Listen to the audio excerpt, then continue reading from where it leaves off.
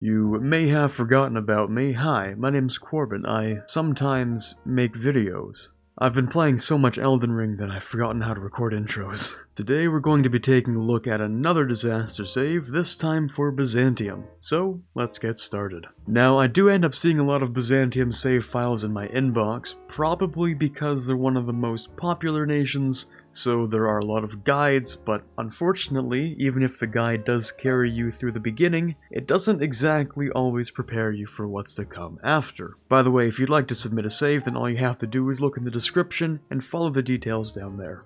So, this person is in a defensive war against a very thick Emperor Austria, who happens to have 121,000 troops. Fortunately, the sides don't seem to be too unbalanced here, but seeing as Muscovy is not exactly a heavy hitter, I don't think you're going to be getting that much done.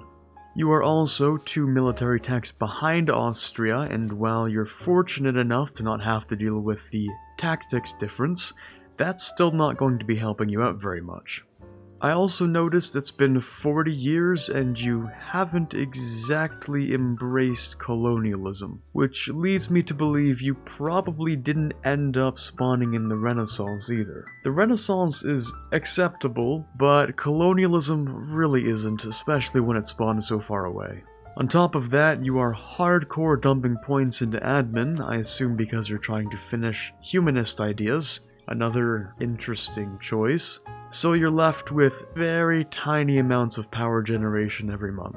If there's something to remain positive about here though, it's that your economy is not absolutely garbage. So far, 0 loans, and while it's not as high as I would like it to be, at least it's not like 5 ducats a month. Another thing that irks me just a little bit is that you didn't take any of the power points for any of the estates. Plus, it's a really good idea to take expansionist zealotry. And I have to say, this decision has perplexed me. Religious diplomats, as an Orthodox country, when there's like one other Orthodox country. Definitely a fascinating move. Now, to be quite frank, I don't expect us to win this war, but maybe we can help you lose a little less. We're gonna start off by hiring this guy because he's half cost and he gives you morale of armies. And another thing to note is that if you don't give Muscovy any military access, they're not going to do anything, so to supplement that Diplo, we'll take this guy, and we will eventually be pumping your gold mines, so let's take this guy as well. And of course we can't forget to pick up the icon of St. Michael. We can also spend a little bit of money for some income. Right, okay, we have to deal with all of these problems at the same time, so let's talk about institutions. You wanted to wait to embrace this. Unfortunately, you are now 40 years behind in the institution. If you don't want to spawn it in yourself, then the best thing you can do is go ahead and ally somebody else who's going to get it earlier. There's a pretty decent chance that they're going to ask if you want that knowledge, and if you say yes, then you can have it spread in your capital for a rather low cost. Unfortunately, as things are now, you really just don't even have enough points to spawn it, which is unfortunate. So the best we can hope for right now is to try and make that move a little bit faster. It's not super fast, but it'll be enough to get started. Now, this is pretty risky, but if we can get Austria to commit to an attack here, we might be able to defeat one army. Even with the higher tactics, they managed to roll a little bit better, and that managed to make the battle last long enough to reinforce. So we're gonna have to bring you guys back into here. We did inflict more casualties, but that doesn't mean much when, it's Austria. Since you have some extra money to burn, we're also going to be taking a look at your professionalism to see if maybe we can slacken some standards. Before we do that though, we're going to increase your enlistment. Our army's going to hide here for a quick second while Austria goes after the Muscovite troops over here. I decided to go with 29 in our front row because although our combat width is only 25, Austria's technology actually expands that to 27. Plus, we're going to have just a little bit extra in the back row to fill in the front lines if we get a bit too much damage. Fortunately, the AI is not particularly intelligent, so they have an 838 stack here, which means this will be a free artillery wipe. There we go, not bad. Pro tip, so, you see an army like this, it's sitting on your capital, and you're like, oh man, I gotta go kill that army. You're trying to siege down my capital, we can't have that. But hold on. just wait a little bit longer. Every month that they're sitting on a fort, they're taking casualties. Now, they might recover those casualties or they might not, but there's really no harm done while they're sitting there for the time being, as long as they don't take it. So we can go around and slap these little stacks while this army is occupied, and they might become so invested in the siege that they decide not to go and help their other armies. Ideally, they'll just sit there for a little while and do pretty much nothing. Now, it looks like Muscovy's doing something stupid, which is nothing out of the ordinary. But at least they've left the capital, which means we never had to fight them in the first place. Is it risky? Yup. Is it stupid? Quite possibly. But we're going to try it anyway. We'll keep Niz scorched because there's probably a decent chance they're going to try and reinforce this, so having both of these provinces scorched is in our best interest. But we'll also have Muscovy to help us out, so hopefully this works. Fortunately for us, it looks like Bohemia's not particularly good at fighting in comparison, and there's another battle miraculously won. Now, Muscovy's not doing a particularly great job, but one thing they did do was soften up this army for us, so, we can appreciate that. It's no stack wipe, but that's a pretty good ratio. Austria's going to try and reinforce this, so once again we're going to scorch. There we go. And we'll scorch again, just because it looks like we'll have another battle. Oh, it's not looking particularly good, but we managed to win that, and we have yet another battle to fight here. Good start. It's not going to end very well, but we'll see what we can do. Sheesh, that ratio though. Alright, we managed to survive. It looks like Aragon's also entered the war, which is exactly what the original player feared. And now, I don't really know what it is with the AI and having terrible landing strategies, but I don't think this is going to be too much of an issue for now. We have more tactics and artillery, which means we'll definitely win this. And because they have no escape strategy, since, they landed, it just gives us a free stack wipe. There we go. Thankfully, it looks like my allies are at least trying to make a few gains. Once Muscovy inevitably leaves, we're not going to be left with very much. Also, maybe I'm just missing something, but I don't think any of these buttons actually work. Not a single one. Anyway, we have a nice little opportunity to attack a small stack over here, so we'll do that. Oh, interesting. It looks like this army's actually trying to escape by boat. Well, let's see what we can do about that. Oh no, suddenly, now they're stuck fighting me on a fort. Isn't that inconvenient? Now we can retreat the ships without having lost a single one, and we get to crush that army. Boy, am I glad the AI has no idea how to manage troops. I mean, look at this. Seriously? That would explain a few things. This could be a pretty good trap, so I'm also going to scorch Zeta. Now, Muscovy's not going to fight for much longer. I just don't see a way of us managing to keep them in here. Fortunately though, we can get Florence to leave. Muscovy's final act to help us will probably be this battle against Castile, but after that, I don't expect them to stay in this war. Okay, this Austrian stack gives me nightmares. We'll go ahead and slacken a little bit, and we're not super far into the game, so I still think cavalry has some uses. Yeah, we're also going to focus on military, I think. I don't get it. I don't know why Muscovy continues to fight. Well, maybe they'll leave soon, who knows. Oh, beautiful event. Okay, yeah, I'll take that. This either has to be a bug, or Muscovy is the realest one out there, because they're at -36, yet they continue to fight. Okay, this is the smallest L we can possibly take. At least instead of taking a -100, we ended up taking a 66 instead. And while it may have cost a lot, realistically it didn't really take that much. And I mean, hey, we inflicted like 360,000 casualties, so that's something. But yeah, I don't see the war ending any way other than this. Unless I feel like nation ruining, but that's not really worth the victory. So, what did we learn from this war? Well, mainly the fact that your allies, while not entirely incompetent, just weren't nearly enough to keep you protected.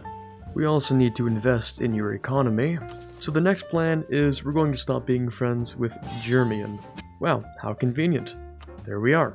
We're going to try to make friends with France and possibly Aragon, which sounds weird, but if you think about it, it makes a lot of sense. If Austria wants to attack you and you're allied with Aragon, not only can they not call them in, but Aragon will come to your aid instead. Or at the very least we can make them like us enough to try and not join the war against us. And while your king was kind of useful, unfortunately we can't just keep him around. He's mid on stats and we have a much better heir. we're going to pick up Supremacy of the Crown, which I used to not like that much, but over time I figured it's actually quite useful. And now your estates will kind of like you, sort of. Also, I would definitely suggest consecrating in pretty much every state you can.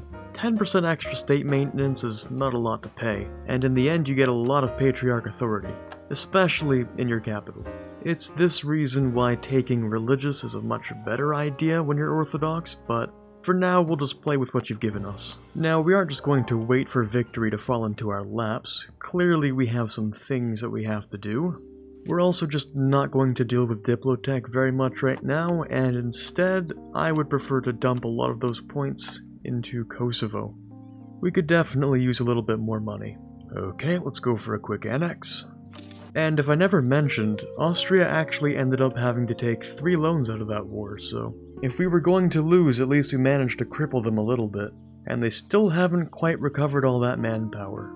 Unfortunately, it doesn't look like Aragon's very likely to ally us, but fortunately, France may be. I just noticed, the entire time we fought that war, we had war taxes on. Well, that's a disappointment. Anyway, we're going to take a few burger loans real quick, because that will allow me to embrace colonialism at last. And because we're so far behind, it's only going to cost us 421. Now that we've embraced that institution, we've managed to become a great power once again. And maybe we can rival someone a little bit more relevant. Brandenburg would accept our royal marriage, and I don't see why not. Right, of course. Well, anyway, is the AI really this stupid? You learn something new every day. It seems Austria's warned me, but that's kind of useless because they have to border someone for that to actually work. Yeah, I don't know, just AI things. Now, despite your best efforts at taking humanist and trying not to convert, unfortunately, Byzantium is a nation which you pretty much just have to convert for.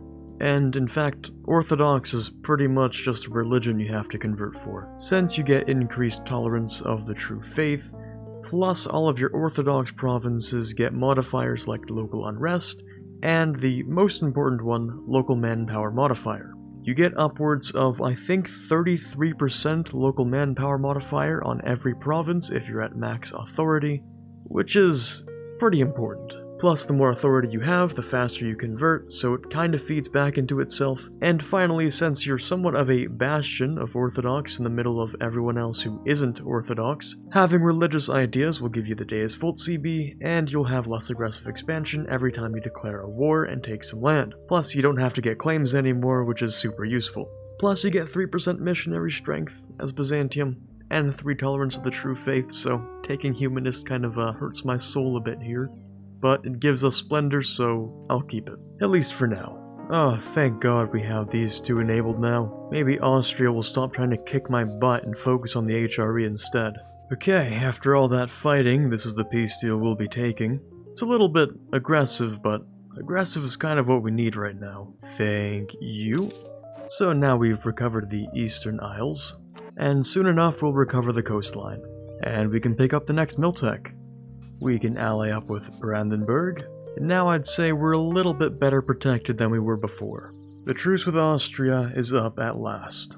It looks like Austria's a little bit occupied, so they're not going to immediately attack us, and they don't seem to want any of our land, which is good. The land we lost is unfortunate, however, any further conflict with Austria would just end up killing us. So what we need to focus on is probably swapping to religious ideas, and doing pretty much everything in this branch of the mission tree. There's nothing left for us to do in Europe except maybe this little part of Greece. And let's be honest, you're going to be making a lot more money by taking all the trade from Persia than you will ever be making by trying to push upward through your trade nodes. As for your first age ability, either religious wars or institutional spread. By the looks of things, institutional spread. It seems you also haven't taken a naval doctrine yet. I usually flip between free oarsman or merchant navy depending on where I'm playing, and since we're in the Mediterranean, we'll just go with free oarsman. The next icon we're going to use is Saint Nick, because reducing our aggressive expansion and improving our relations speed will allow you to take more land over in the east much faster. Another quick tip for anyone interested is if you want to prevent people from pirating your coasts and raiding them, like Tunis, then all you have to do is hunt pirates within that trade node. This will block any raiding from being possible. Alright, now we can take the next 2 techs. Okay, so it's hard to really describe exactly where this run's going to go without playing like another 30 or 40 years into it, but I can at least tell you what I think and what you should probably do. So Austria no longer really wants you dead, at least not entirely. They have 1 claim on you, but that's not really that much, plus they're going to be dealing with this problem for at least the next maybe 25 years. Or shorter depending on when it actually erupts. Just don't get involved in this. No matter who the winner is, you're always going to be the loser, so it's just not worth it. I would recommend continuing to conquer these areas. Start off with Mentesha here because that's what you need for this mission, which will give you more claims, and if you fill out religious then you don't even need the claims, but you know, until you have that you may as well go through these. You're not going to be able to contest Austria or Spain for a really long time, so I suggest you push eastward, take all the trade from Persia and Egypt, even into India if you can, and that will definitely be enough money and power for you to fight Austria, and maybe Spain. I guess it depends on how well they develop. There's always the possibility of having the Russia PU, but that one's a little bit shaky. Sometimes it happens, sometimes it doesn't. If any of your allies get attacked and you don't think you can immediately win super easily, then don't help them. They're really just not worth the trouble. Focus on bringing your admin to Tech 12. Once you do that, you're going to have to grab the printing press, which should be slowly but surely generating in Constantinople. Currently it's going to take another 11 years or so, but if you turn on the edict, it can be a little bit faster. Then I recommend you grab that and then take these techs. Whenever you can, please get rid of religious diplomats because it sucks, and try to replace that with enforced unity of faith. I'd also recommend converting Egypt and then turning it into a trade company, as well as Persia and, well, you get the gist. It may be a little bit slow to expand at first because the Mamluks are kind of keeping a close watch on things, but as soon as you're powerful enough to take them on, then just slap them, take Jerusalem, and a couple of trade nodes. Other than that, I'd consider this run at least stable. Hard to say if it's safe because Austria is kind of not going to kill you yet, but still might in the future.